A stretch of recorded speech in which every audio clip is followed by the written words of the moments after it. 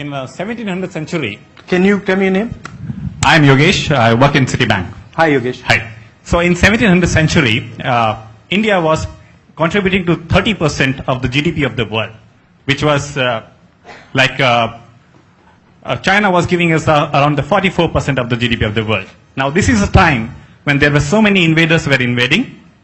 Britishers were trying to come and planning their idea of exploitation. That time, India was contributing 30% of the GDP. Somebody says 30, somebody says 28, I'm taking average. So, that time no IIT, no railways, no roadways, no big companies, nothing. But still India was producing 30% of the GDP. Now, there was a fear, the exploitation of the India has happened into the British era. And in 1947, we got independence. And we were producing around 2 to 3% of the GDP. What has been done to revive that 2% to 30%? Why could not we reach back?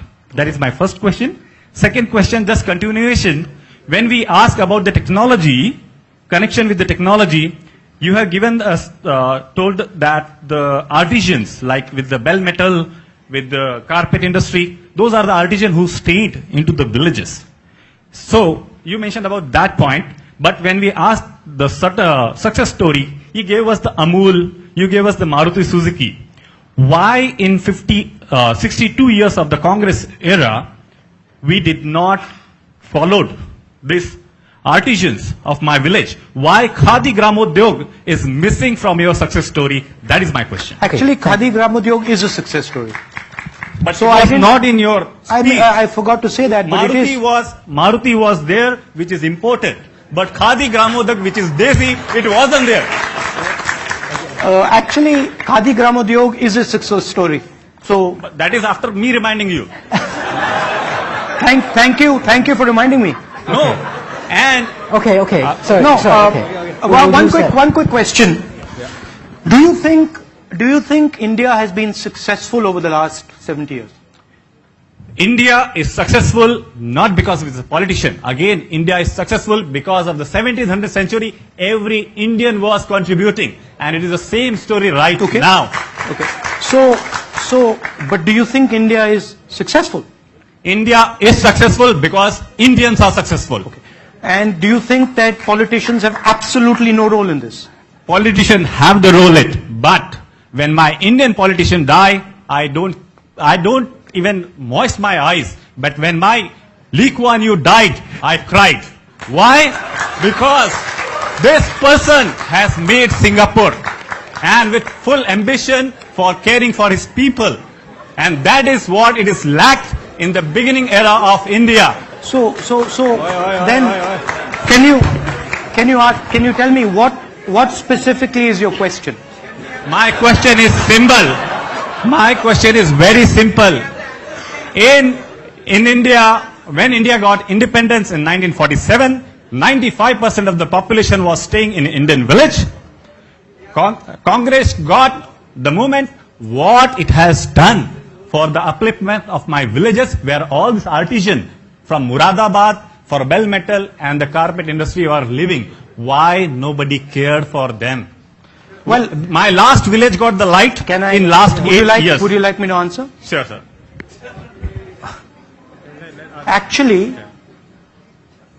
Actually, India has been completely transformed over the last 70 years. Actually, Amul happens to be a village movement. Actually, one second. Actually, Khadi Gramodyog is a pretty successful movement. Actually, brass in Muradabad is pretty successful. I am saying, now let me answer. Yes. I am saying that you can completely transform it. How many years did it take India to get to 30% of world GDP? Amul is a success in Gujarat. No. Answer my question. In Gujarat. Why? Answer my question. I'm going to have to stop. I'm going to have to stop this because it's not. If I may, Mr. Rahul, if I may, can I? I'd like to invite. Sorry, I'd like to invite someone on this side, but in particular, wait a minute. I'd like the first woman in the line to come forward to the microphone. Thank you. So please ask your question. Please go ahead. Hi, Mr. Gandhi. I'm Hello. Deepika, and I'm an economist at Goldman. So you've talked a lot about how there were sort of these secretive missions that the Congress had in order to get certain results. And I'm just wondering, a lot of those results seem to be coalesced towards the progress that you made with Kashmir and in terms of industry, etc. So I just wonder, as somebody who's also mixed and of Indian heritage, when you see the current stance on minorities, what do you think the Congress would have done differently? And if you can answer personally, what would you have done differently? The current stance of the government of India, When it comes to challenging minority policies. when the BJP and the RSS have anti-minority policies. I mean, we've been fighting the BJP and the RSS since they began. Mahatma Gandhi died protecting minority interests. The Congress party has protected minority interests for the last 70 years in India. The fact of the matter is that we lost an election to the BJP. And we do not like an India where people are persecuted, where people are beaten up for what they eat, for what they drink, for what they say, for what they wear. We don't like it, we fight for it. But the fact is that Mr. Narendra Modi won the election. And whether we like it or not, we can contest it, we will fight it, we will defeat him in the next election. But he controls lawmaking in India.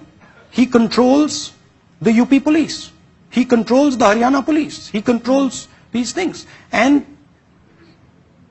a extremely nasty form of politics is playing out in India. We will fight him and we will beat him. Thank you. And I would like you to know, and I would like you to believe that very soon you will see an India where everybody is respected, everybody is loved, everybody works together to take the country forward. By the way, it's not, you use the term secret mission. It's not a secret mission. It's work. It's secret in that we don't go on a stage and talk about it, but it's political work. Right? So it's not that the thing is secret. Okay. But let me tell you something. I feel what you're feeling very strongly. Thanks. Thank you. Thank you very much. Thank you. Okay, the gentleman in the green tie, please, okay, sir. thank you. And make a short question. Short question. My name is P.K. Basu. I'm the author of a book called Asia Reborn, the first comprehensive economic and political history of the whole of Asia. And my question is this. I also teach economic history to students in several business schools. My question is this. Why is it that during the years that your family ruled India, India's per capita income was growing less than the world average? And yet, in the years since your family relinquished the Prime Ministership of India, India's per capita income has grown substantially faster than the world average. Okay. Thank you. That's a very sharp, succinct question. So, And Mr. Rahul. what is your hypothesis? I asked you the question. I'm here to ask the that's- question. that's quite- My hypothesis is in my book. Please read the book. It's called Asia Reborn.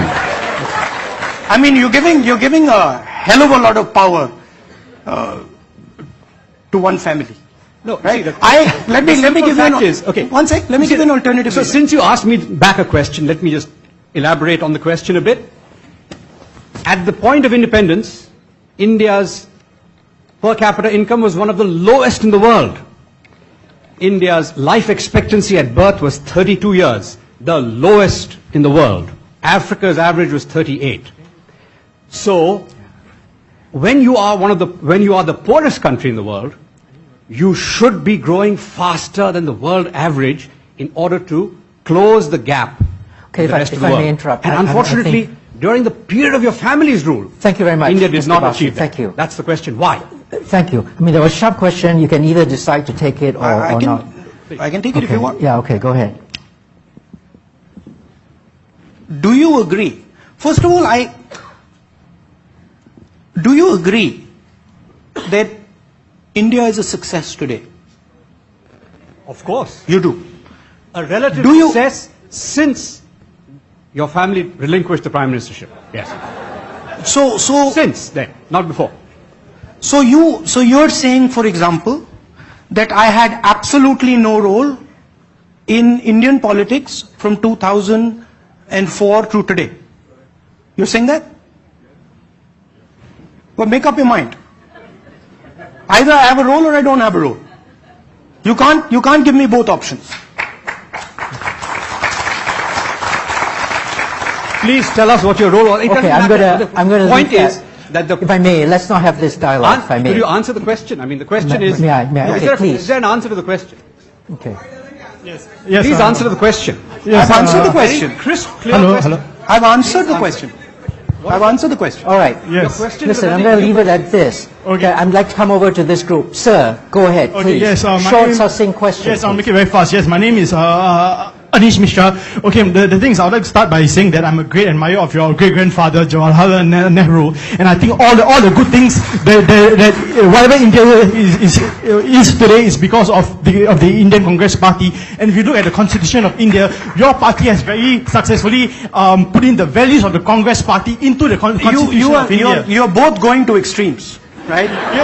I mean, give me something in the middle.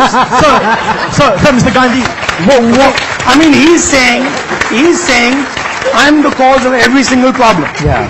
And you're saying, I'm the cause of every single solution. I mean, this is crazy. Mr. Gandhi, whatever there's left to be proud of India today is because of the Congress Party. Okay, the thing is that, okay, I want to talk about the idea of India, which you spoke that it's being threatened by the... Sorry, can you please ask your question? Yes. Okay, my question is that in one of your speech, very correctly you said that India, we should not learn the wrong things from Pakistan. And if you look at today, India can be compared to what Ziaul Haq is. India is living in the era of Ziaul Haq. In fact, when they look at us, they say that we thought we were liberal secular democracy. Today you turn out to be the same as us. So my question is this, is that if you come back to power, if you become the Prime Minister of India, how are you going to undo the damage that has been done upon India? All I want is that I want India to go back to what it was before Mr. Modi became Prime Minister. And I want to give you, just to conclude, I want to give you one suggestion to put in your manifesto. In the next election, you put this in your manifesto called Restoring India, because called Restoring India. Restoring India. Yes, because my India has been lost. When I look at the map, I can't find my India anymore. And I want you to, yes sir. My India is lost. I want you to give India back to me. Thank you. Okay. Okay, Mr. Rahul. See, this conversation, right, shows you the polarization. It does. That gentleman thinks that nothing has ever been done by the Congress Party. This gentleman thinks that everything has been done by the Congress Party. Let me tell you what the truth is. India's success is hugely because of India's people. However, anybody in this room who thinks that the Congress Party is not part of that success, anybody who thinks that gaining independence was not part of that success, that one man, one vote, which the RSS opposed, was not part of that success. Anybody that thinks Green Revolution was not part of that success, anybody thinks Telecoms Revolution was not part of that success, Anybody that thinks the liberalization wasn't part of the success, anybody that thinks rights-based paradigm wasn't part of the success, needs to write a new book.